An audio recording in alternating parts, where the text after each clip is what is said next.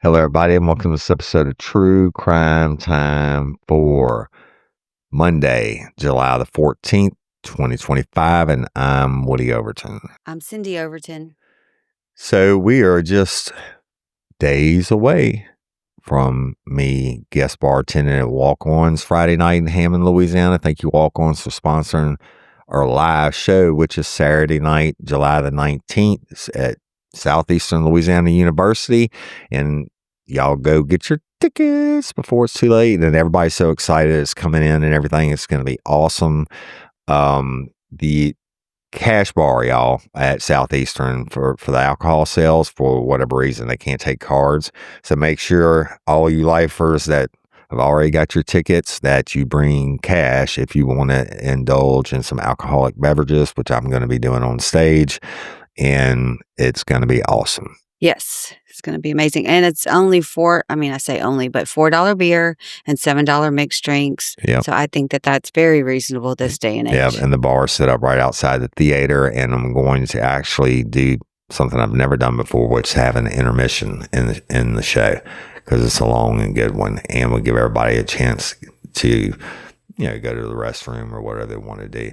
So, but it's going to be fire, and can't wait to see everybody. It's going to be a super great week, and thank you, Home to Suites Hilton and Hammond. Y'all, if you want to get a room, use code RLRC to save a few bucks. And I know that some of y'all have not used our code. And if you don't use our code, I don't know to make a bag for you. So if you do, when you check in or at some point, try to let them know that you're part of us, or I'm not going to be able to know, to have a bag. And people love the bags. And like we said, use code RLRC. I think you save like $50 or something.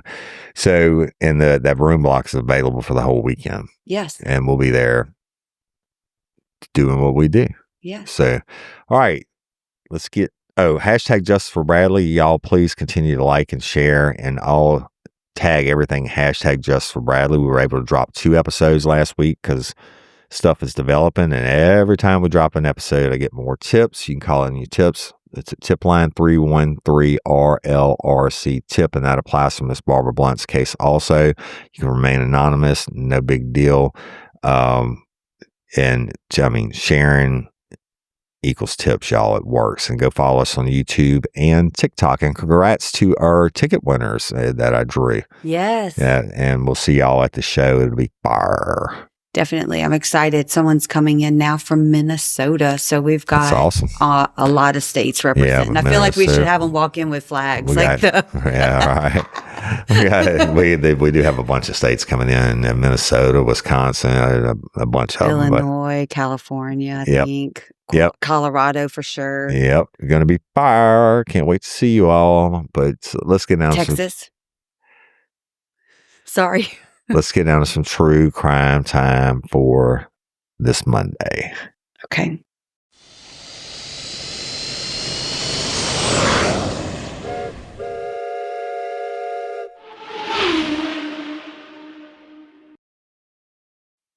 Okay, I have a freaky thing that happened in February of 2022. February 24th, exactly, and we're going to Queens, New York. There was a 57-year-old woman named Nina Rothschild, and she's a researcher with the New York Department of Health, and she was headed to Queens, and she was going into the Queens Plaza subway station after work. And as she began walking down the stairs, a man named William Blunt came right behind her with a cane. So I'm sure she's just sitting there thinking this little, whatever. Well, without warning, he pushed her forcefully from behind and sent her tumbled down the steps.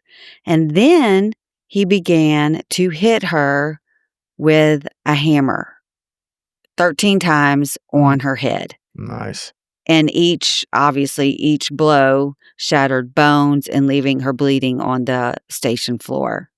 He also took her tote bag before he left the scene, He ran like a little bitch. And so there was people watching this happen, and they called 911. And Rothschild was rushed to the hospital, and doctors began to examine her, and they found that she had multiple skull fractures, a broken finger, and other injuries. Emergency surgery was performed to remove a damaged bone and reinforce her skull with a titanium mesh. And then police go to do their investigation, and using surveillance footage, police follow Blunt's trail from the subway to a relative's home. And they found inside that home the hammer, her tote, and of course, Blunt's DNA on both the hammer and the cane and like all of it.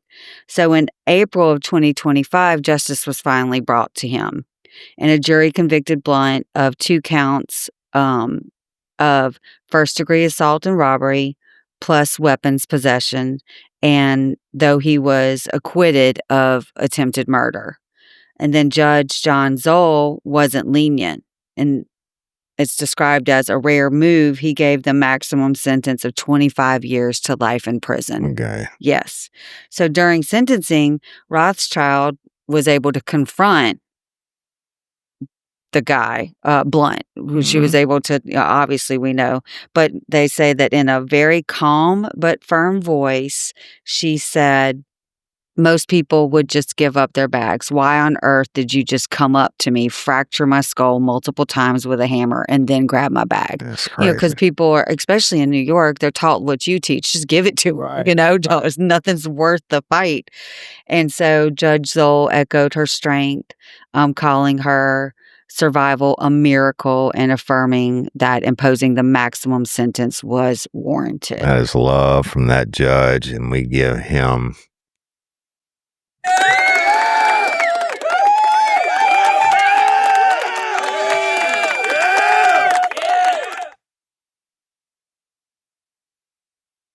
good stuff. I mean, I've had a fractured skull, and it sucks, but mine wasn't as fractured as bad as hers was. I can assure you that. So, everybody, not everybody, but a lot of people choose their professions and want to be professionals, right? Yeah. And I believe if you work in a business workplace, you should behave and act like a professional, Right. right? Well, a lot of people don't. It's time for effed up professionals, and it doesn't matter where you work. Right. The McDonald's, we're going to McDonald's today, Okay. and certainly there are professionals, right? You can be a professional customer service rep or French fryer or whatever. They're the best French fries in the world, by the way. So we're going to go to Michigan and a McDonald's. And, I know a lot of people use McDonald's as a stopping point in their careers and students and stuff like that. But some of them they're career McDonald's employees. That's right. And McDonald's takes care of the people. That's why they have 4 million of them. So, but in Michigan, 2 McDonald's employees got into an argument, and the manager saw the argument, told one of them, said, "You know what? Just go on home today. Cool. Settle down, and things will be fine." And I guess their way of disciplining.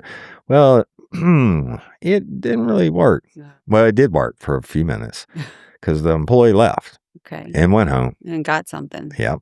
And got a knife and came back to McDonald's and attacks the coworker that she argued with. But listen to how crazy this is. This is a female. Listen to how crazy this is. So the person she was arguing with was actually a manager at McDonald's, right? She came back in and stabbed him. So while they're stabbing them, you can, when you look through the drive-through window, you can see what's going on. There's a customer waiting on their food. Can you imagine? Well, listen, there's a customer waiting on the food, and they see what's happening, and they pull out a gun and fired a shot into the air, in an attempt to stop the attack. This you can't make this shit up. Oh my God. So the woman who was doing the stabbing tried. He ran like a little bitch. But the customer who fired the shot caught the woman, called her and held her until the cops arrived. Oh my So, gosh. but sadly, the manager, the employee who was stabbed, died at the hospital, and they say the Macomb County Prosecutor's Office will review the case to determine the charges, because there's going to be charges. And I would think that, I don't know what the law is in Michigan, but you go home and you had enough time and forethought to get a knife and come back. And killed him. Yeah. So the manager that got killed is not the effed up professional. No. It's the professional who got sent home for fighting with the manager. Yeah. And just that's what happened at McDonald's. Wow. Yeah, pretty crazy. I can't imagine sitting, like, being a customer and it's crazy. Witnessing that. Well, all of it, I can't imagine. I'm gonna move this. Okay. Well, I've got another effed up professional. It's time for effed up professionals. We're going to go to Connecticut. All right. And we have a man named Nicholas Ricciardi, who was a formal 47. He's 47 years old and a former first grade teacher and part-time yoga instructor. So you might think he's full of zen and peace and calm. He was trusted by parents at 2 private schools in Connecticut, but behind that trust, he was basically what you would call grooming them. And he had a very bad pattern of troubling behavior. So while working at St. Gabriel School in Windsor, Connecticut during late 2023, he began what they are describing as crossing boundaries with a 7 to 8 year old student. Yeah. He would tickle the child around her neck, waist, and even near a surgical scar.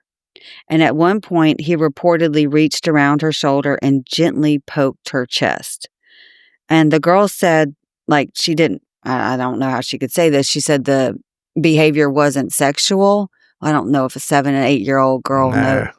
And, but it did make her uncomfortable to the point that she broke down, like crying. And then the student went home. She complained to her parents. The parents reported it. And the officials, like at the school, downplayed the matter. And they assured the parents that Ricciardi was a good man, quote unquote. There was no disciplinary action taken. And he continued teaching through June of 2024. So then he moved to, surprisingly, Solomon Schletter Day School in West Hartford, Connecticut. Bounce from one to the other. That's right. And that he moved there in August of 2024. By late November, complaints came in. 4 parents complained, one involving a 6-year-old, and they reported that that he had inappropriately tickled the children and around the belly button and the waist. But the Connecticut Department of Children and Families reviewed the case in December and initially decided no further investigation was needed. The school placed Ricciardi on leave, but yet he returned briefly only to face another complaint from a teacher who observed the tickling behavior.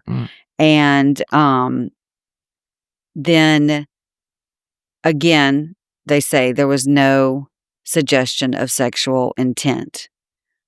So finally, an arrest comes, and these are the things that happen that lead to the arrest. On January 17th, West Hartford police arrested him for risk of injury to a child and breach of peace, which was a misdemeanor based on the earlier incidents.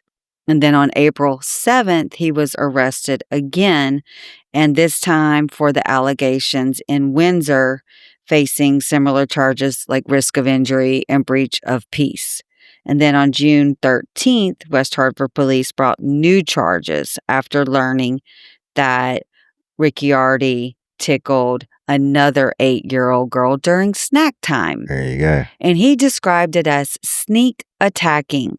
Yeah. Like, haha, this is, and then, but he was touching now her upper thigh because Whatever. he continues to get away with it. Every one of the touches he's masturbated to, and he's just, like you said, he's grooming, but he's pushing the envelope to see how far he can get away with it. On July 1, he was arrested yet again on a fourth set of allegations involving risk of injury to a child, accumulating 4 felony counts and 2 misdemeanors across all incidents, and he has $135,000 in bonds. Did you know the state of Louisiana just enacted a new law? You can now be charged for grooming a child. That's amazing. And it's something, but I know where they're coming from the law, and I think it's a wonderful thing. But they're proving it's going to be almost impossible. Yeah, because everybody grooms different. Yeah, and then all they got to do is say, "I wasn't doing it in a sexual manner; it's just tickling," and you got to prove it beyond a reasonable doubt in court. I think that's going to be very hard. But my hat's off to them for putting that law in there. Shit, it cares like 20 or 30 years, as it should. And there's so many cases. You got to get the kid in for the Child Advocacy Center interview, and they don't really know what grooming is, and they talk about tickling and stuff, and it's almost enough there, but these people, I know they're putting in their spank bank or whatever, but they don't really cross enough of a line for you to charge them. Yeah. But some of them, like on that case, you catch them later on down the road. Well, especially like tickling, because how many times did we tickle our kids as children? Yeah, and if your parents are doing it and now this teacher's doing it, you're not going to think, it's not meant sexual unless you intend it to be. A lot of predators out there that are very intelligent and be getting away, and will always get away with it because they know what lines to cross. And like Denny Perkins. I used to work with him and all that, but 13 years later, it finally caught up with him and all his depravity. So him and his wife and whatever. So let's go to Minnesota. It's time for Family Matters. This is kind of crazy, and I hadn't heard about this story. So I'm kind of skip around a little bit. They had a kid named Jordan Collins Jr. and he went missing. He was at his dad's house, and his dad said that he caught the bus to go back to his mom's house, right? And that's what the mom ended up calling, saying, "Hey, where's he at?" And dad's like, "Oh, he got on the bus. He'll be there." Well, guess what? He never showed up. And this happened on May the 8th of 2025. Well, we suppose it happened on May the 8th, 2025. That's when the dad said that he was on the bus. Yeah. So, and they checked his social media and phone activity, and it stopped around Mother's Day. All right. So he's gone, missing. Cops do what they do. They searching, they looking and doing whatever. And it took 2 months before some human remains were found in a landfill. Well, they did what they do. And 2 months is a long time anywhere. It'd be much worse if it was down here in the heat of South Louisiana. But they were able to identify the boy's body as Jordan Dupree Collins Jr. All right. So then the cops go into overdrive. And because who shows up in a landfill? Exactly. Right. So the cops show up on Daddy's doorstep. Yeah. And the dad, 38-year-old Jordan Dupree Collins Sr., he ends up later on, and I'll tell you how and why. He's arrested on July the 7th, and he's charged on July the 9th. And according to the criminal complaint, Jordan Collins Sr. stopped communicating with authorities after a May 15th search of his home. Okay. So he goes missing, reported missing around May the 8th. They end up searching his house by May the 15th. And guess what they found during the search? They found blood stains in garbage bags in a closet, as well as several knives. So the mom, Mary Berry, she said, "I'm happy about that. I hope he don't get out, and we need justice for Manny. He didn't deserve that at all." I'm sorry, it's his great grandmother, Mary Berry. And she tells the news that Jordan Collins Sr. picked up the boy from her home and brought him to Columbia Heights. And before Mother's Day, she asked when the boy was returning, and his father told her the teen was on the bus headed back to her. And now, of course, we told you that Manny Collins never made it back. However, when she told his father, the older man stopped answering messages, okay? So the boy's mother, who is Ashley Berry, said the last time she talked to her son was around 4 a.m. on May the 8th. And right after his disappearance, she created a GoFundMe account to cover basic needs as she searched for his son. She said, "He's a really good kid, and anybody who's crossed paths with him knows that he's an old soul." So in the same interview that she did with Care 11, she expressed suspicions that Jordan Collins Sr. might have been involved in their son's disappearance. Like the grandmother Mary Berry, she claimed the man suddenly didn't want to talk to anybody, and she called the behavior a red flag. And so on July 1, the Anoka County Sheriff's Office released a statement sharing that human remains had been found the weekend before. And after further testing, the remains were identified as Jordan, or they also call him Manny, Collins Jr. They said, "We wish to express our condolences to his mother, the families, and loved ones during this tragic time." And the sheriff said, "I think the fact that a 4-week search of the landfill illustrates pretty clearly the tenacity of our law enforcement in bringing justice." That's Sheriff Brad Wise. He said, "This is a complex investigation." Can you imagine digging in a landfill for 4 weeks? I mean, it's garbage bags, right? Yeah. That doesn't mean that he put the body in the landfill. Right. They could have dumped it in any dumpster around yeah. town. But remember the one case I had, the guy cut up the body and put it in different dumpsters around town and behind daycares, so it smelled like shit, like the baby diapers. But they did a autopsy, y'all. This is fucked up. They did an autopsy, and they determined the cause of death was decapitation by a knife. Your daddy cut your head off. Your namesake. Yeah. Yeah.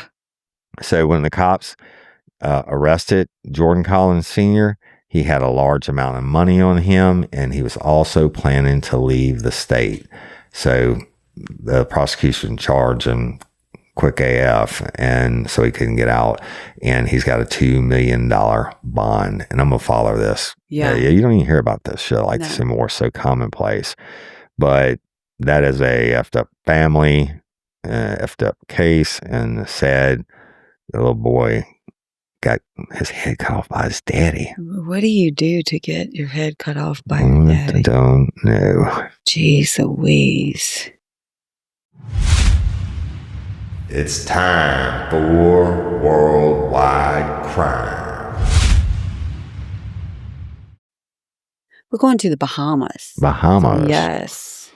Nice but expensive. Right? There was a woman named Paige Bell, and she was 20 years old. She was actually from South Africa, Johannesburg. All right. And she had built a really good life on which is at one point one of our dreams, 142-foot super yacht. Yeah. Not the super yacht part, but just living on the water. We wanted like a 40-foot catamaran with power. Yeah. A little bit old for that now. It was anchored off of Harbor Island in the Bahamas. and she was known affectionately as the crew's golden girl. And she managed guest relations, and they describe her, she managed the guest relations with radiance and warmth. So she wasn't the owner of the yacht. She said she made a good life for herself. And said, Well, living on this 142-foot she yacht, was I don't working. think was too shabby. She was working on the yacht. You watch those shows. Below Deck, I love them. Yeah, Below Deck. But she was preparing to celebrate her 21st birthday on July 14th of this year. On July 3rd, everything came to a halt. She failed to show up for work, and when no one could reach her, crew members began searching the yacht. Right. And the search led them below decks, mm-hmm. To the engine room, where they discovered a scene that they just described as extremely violent scene. Sure, there's blood everywhere. She was found on the floor, partially clothed, with deep slash wounds to her neck, defensive injuries to her arms, and there was evidence, obviously, that she fought fiercely for her life. Nearby was a 39-year-old engineer, Brigado Munoz, and he was also part of the crew. He was bleeding heavily from what appeared to be self-inflicted cuts. A doctor on board pronounced Page dead on the spot, but Munoz was rushed to the hospital before being arrested. Local police treated the incident as a murder, Munoz facing multiple formal charges after appearing in Nassau court, and the allegations of possible sexual assault, but only right now murder charges have been filed. I know you want to ask. Does the Bahamas have the death penalty? Okay, I found this on the web for does the Bahamas have the... Capital punishment in the Bahamas is a legal punishment and is conducted by hanging at Fox Hill Prison. So there you go. But real quick, I know you're going to finish, but I guarantee you it's sexual in nature. Partially clothed. Yeah. I mean, if you're going to kill somebody out of rage, there's no reason to look at their boobs. Right. A magistrate denied him bail, and his next hearing is going to be on November 20th. And of course, Page's parents flew to the Bahamas immediately to claim their daughter's body and seek justice in a foreign land. I mean, that's got to be scary. Yeah. And I mean, it goes on to talk about the GoFundMe page, but the investigation continues in forensic work, and autopsy results and motive are still under scrutiny. What do you think is the worst form of execution? We need to drop that Patreon episode where I will talk about all the ones in Louisiana. Yeah. Y'all have a Patreon or convicts. You will be getting a bonus episode soon. Yeah, it's been sitting there waiting for me to edit. So, what was what kind of... What do you think is the worst form of execution? I would guess hanging. I was thinking that, but then I don't know if anybody even uses electricity anymore. But that would be my top two. Shock the shit out of you. Yeah. I don't want to ride old Sparky, and I don't want to be stressed by the neck. Yeah. I just feel, yeah. Well, there you go. So y'all, let's go out to California and the Oakland area and Sacramento area and all that. And I think I've told y'all before when I was on the FBI task force that I was talking to one of the agents, and he told me if there was one crime that he could commit one time and get away with it. So the agent told me if he could do one crime, it would be a bank robbery and get away with it, right? And then I remember in Albany, Louisiana, they robbed a bank on a Friday afternoon, and some of the tellers that worked there at the time were actually lifers, and they got over like, I don't know, close to $500,000 or something. I was like, shit, that little bank. But most people don't know the average bank robbery only nets like $3,000. Yeah, because I hope that. And so, but it happens, and they happen all the time, and banks take more and more precautions and all that shit. Well, there's a 22-year-old Oakland woman, and she and some of her pals like to rob banks. And they robbed a string of banks in the Bay Area and Sacramento, according to prosecutors. And her name was Yasmin Charisse Millet. And wait till I'll tell you how much time she got for all these robberies. So she also had co-conspirators, 20-year-old Dontre Jerome Jones Jr., who's 21, and Jomaya Maria Fuchs. And they were all indicted September of last year for these bank robberies, 10 of them. So according to the U.S. Attorney's Office for the Eastern District of California, they said that Millet and her co-conspirators committed at least 10 bank robberies in Northern California cities, including Sacramento, Vallejo, Susan City, Benicia, Concord, and Antioch. Now, Millet would recruit others to go into the banks or credit unions with sunglasses, a purse, and a threatening note for the tellers. All right. So on July 17th of 2023, Millet directed Jones and Futch to rob a credit union in Susan City while she waited outside in a stolen vehicle. And of course, they did it. And each later, they did it and they split up the money, right? Otherwise, why do it? So, and they hauled ass. And the next day, a police officer pulled over the stolen vehicle. What kind of fucking idiot robs a bank in a stolen vehicle? No, I would rob it with a stolen vehicle, but you're going to burn it afterwards. Yeah. But anyway, the next day, a cop's on patrol and they see the stolen vehicle and they stop it, and Millet is driving it. And when they search, because you get arrested if you're in a stolen fucking vehicle, and then they get to search it, right? And when they searched, they found bait money on Millet's person. And I mean, this fake shit they put in the drawer. Yeah. Not the dye packs, but they have all kinds of different stuff now that they use besides dye packs that show in the movies. But they find the bait money from the robbery in Susan City. And court documents said the officer also found a crumpled demand note on the driver's seat and said, "Don't make eye contact. Don't look suspicious. Don't push the emergency button. Put a smile on your face or I will shoot." Oh my God. Well, prisons are full of stupid motherfuckers. They would have still got away with it if she hadn't been driving the same stolen vehicle. Now, if I'm just driving a stolen vehicle, I could say I found it and the keys were in it or whatever. But you got fucking money on you, fake money on you that you know is fake, obviously, or whatever. But that's bad.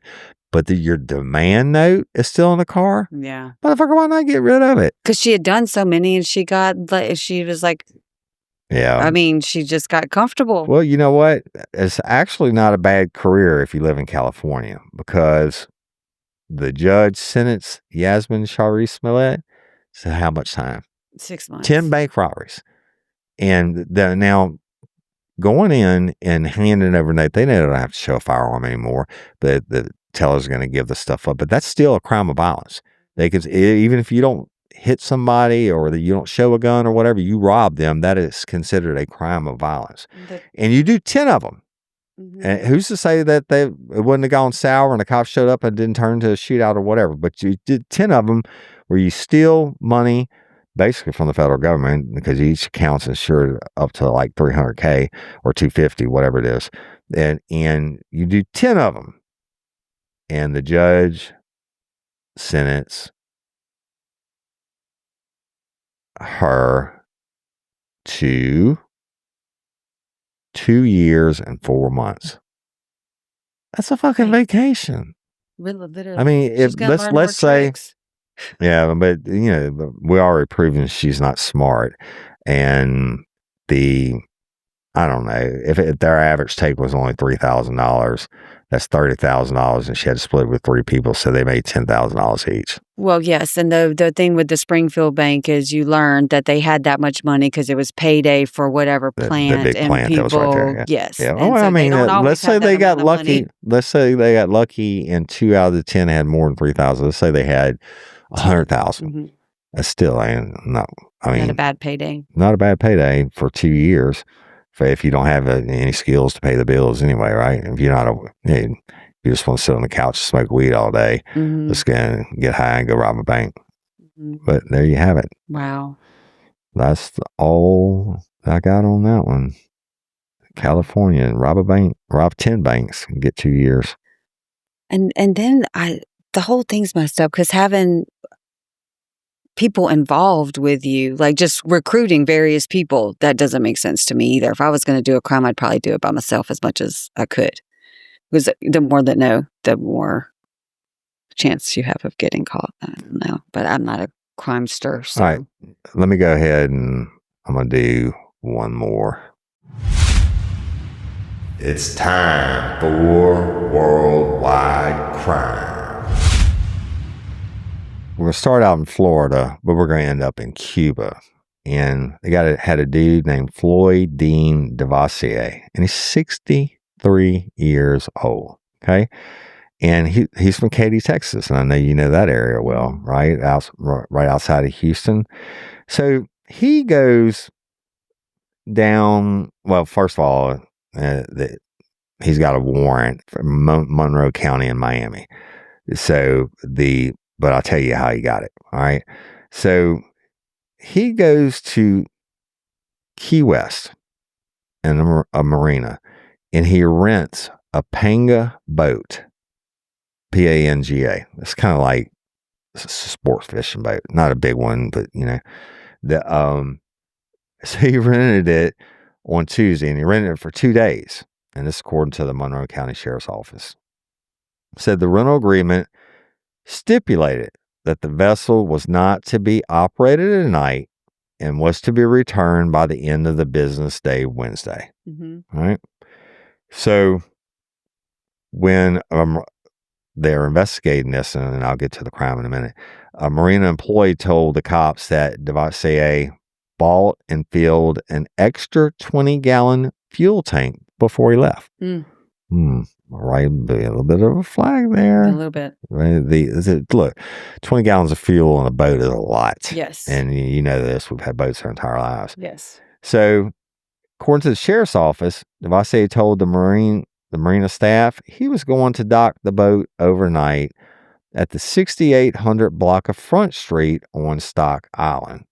But witnesses who own businesses and boats on Front Street told deputies they never saw the boat, and deputies watched the security footage from the area, which never showed the vehicle. So where, might you ask, was the 63-year-old gentleman? Well, when he didn't bring it back, the marina staff used GPS tracking that showed the boat heading south in the Atlantic Ocean. Yeah, but the tracking eventually ceased. So, meaning, I guess he figured he had a GPS, right? Yeah. So, but a man on his fishing on his boat in the ocean saw the vessel and took photographs of it. Oh, because it looks like a fish out of water. I guess, right? And on Wednesday, here we go, place I really want to go to. The Cuban border guard notified the U.S. Department of Homeland Security investigations that they had the boat, Devassier, and a 38-year-old woman in custody. So they said, I want to thank the U.S. Coast Guard, HSI, the Cuban border guard, the Good Samaritan on the water for their help and cooperation in bringing this case to a successful conclusion. So basically, he goes and he rents the boat, gets the extra fuel tank, and he hauls ass to Cuba, right? Which is only like 90 miles from the Keys. But where the plot thickens is, and probably Cuba called him a little earlier, the sheriff's office, of course, digs into it, and Devassier has several prior drug-related convictions, including a case in 2019 when he kept another rental boat past its return date and took it to Cuba. Mm-hmm. I imagine he's making drug runs on a rental boat. They're gonna seize it. So what? If you, like your daddy said, if he can get away with it one time, that's a hell of a good lick. Yeah. And I thought about that statement. It wasn't drugs that he was talking about. He was talking about smuggling in like the human, like Fuck that. I'd helping smuggle drugs. Yeah. If I could get away with it one time, and no, but I mean, if I was a criminal, I'd get away with it one time. I'd go get like 100 kilos. Well, when Dad said that, it was when a majority of the people that were coming in were from Mexico and literally looking for a better life and doing good. It was not the way the world is now. This was 30, 40 years ago that he said that. Completely different time. I understand. I'm talking about I know. profiting. If I could do it,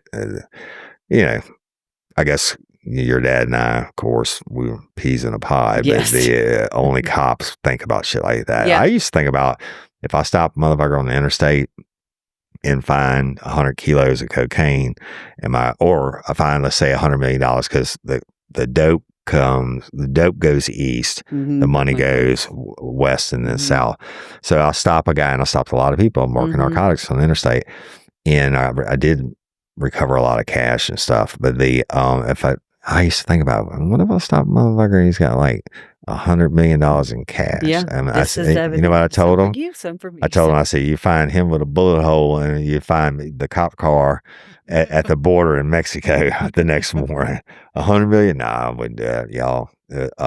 But it's just kind of like buying a Powerball ticket. It's fun to think about what you'd do if you were that person. If you were that person. And you have to think that way to do the job that you do, because you have to look at individuals driving down the road like, Dad, well, if I was thinking that, well, why wouldn't that 61-year-old man be thinking that? If you're thinking that, why wouldn't, whoever be thinking that? And you can attest to this. When I got a law enforcement, it's now been going on 15 years, every car, I still do it a lot of times. Mm-hmm. I look at a car and say, oh, they got dope in that Absolutely. car, and that car is wrong. Oh, and yeah. And now gotten away from it. Not gotten away from it. I still, see some, and it's like glaringly obvious, but I'm not looking at it all the time like I used to. Well, yeah. But what the story also reminded me of is how wonderful water people are.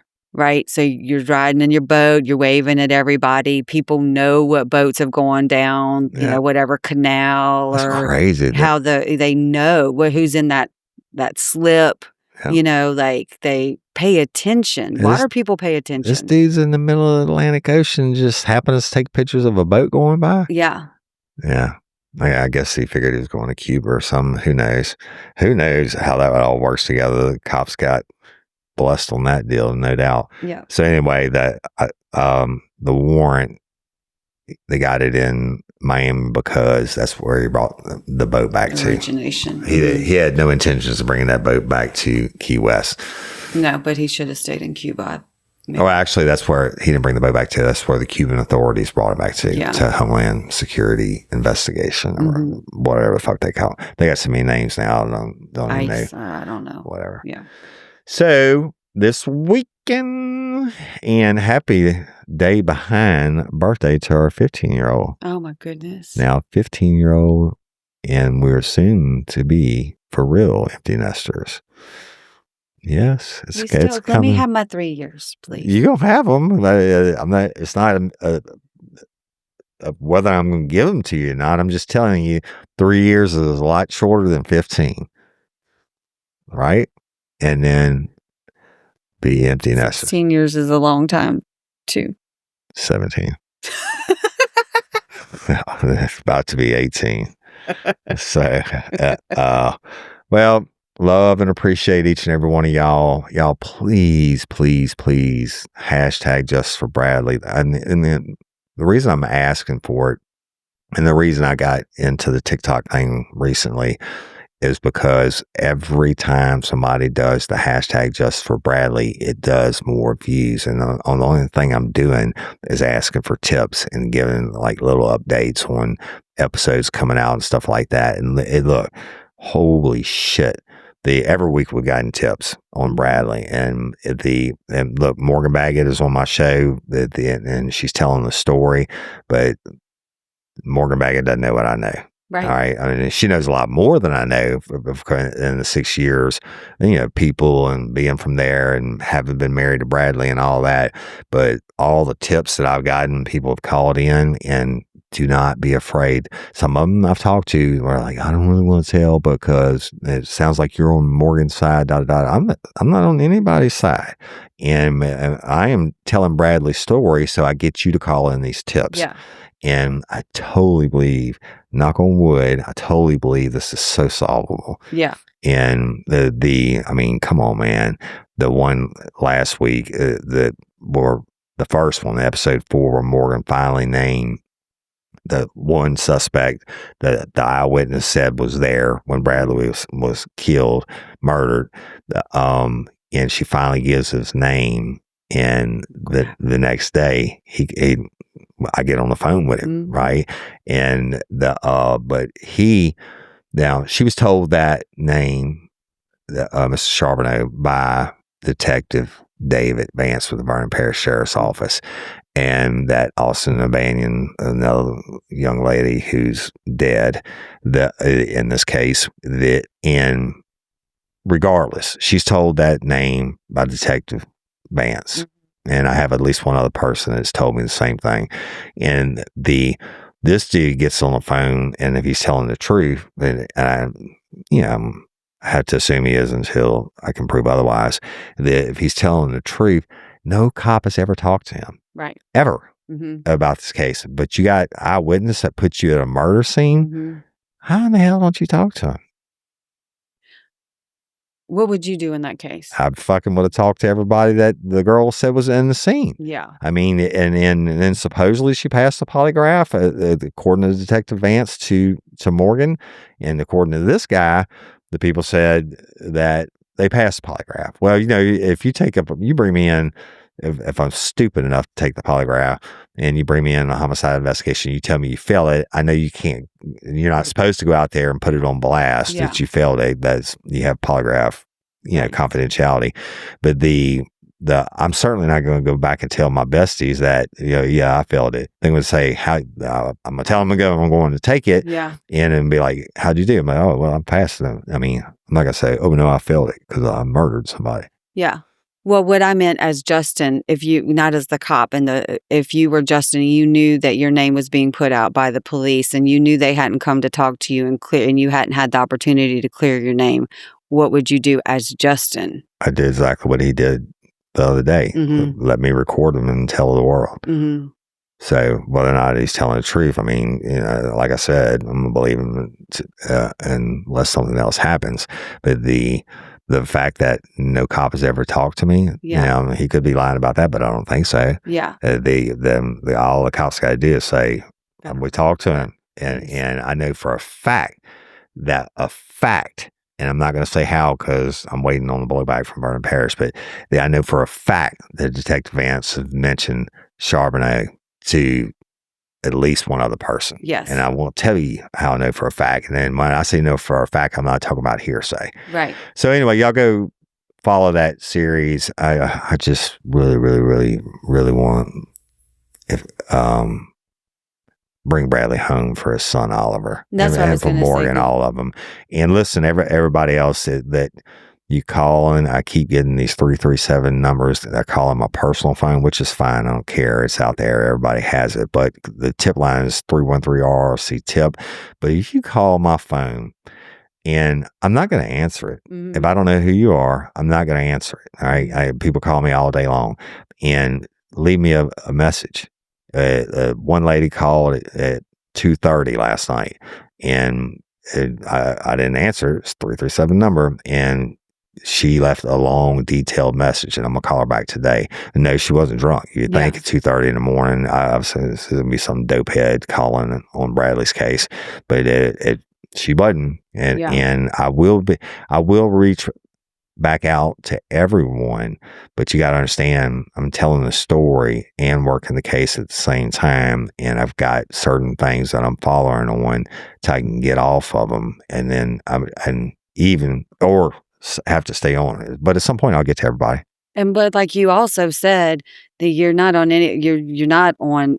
I think it's important to stress that you have Morgan as your mouthpiece, right? And she knows the stuff, but you're not necessarily on her side. People need to feel comfortable and trust you that you're going to not share. Oh, you don't share. I'm not seeking confirmational bias of Morgan's stuff. Right. But You are on I Bradley's feel side for Morgan. Oliver's side. I believe that Morgan I know Morgan has a passion for this case, Yeah. 1,000%. Do Yeah. I believe that all the information she has from other people is correct? No, I don't. Right. Do I believe a lot of it is correct? Sure, I do. Right. But the Morgan will tell you that I'm not sharing everything with her. Yeah. But y'all also got to remember, I'm a podcaster. Like, I got the live show this week and the guest bartending, plus putting out 6 shows, plus working in probably going to be a multiple homicide investigation. And it's just me. Literally. I don't have a Assistance. apartment full of detectives. I'm not in law enforcement anymore. So, but that's enough.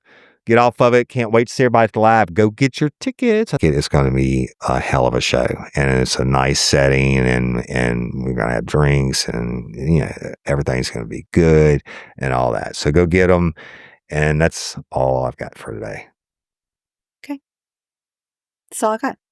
That's all you got? That's all I got. That's all I got. And so we'll holler at y'all later. And I'm Woody Overton. I'm Cindy Overton. Your host of True Crime Time for this Monday. Peace.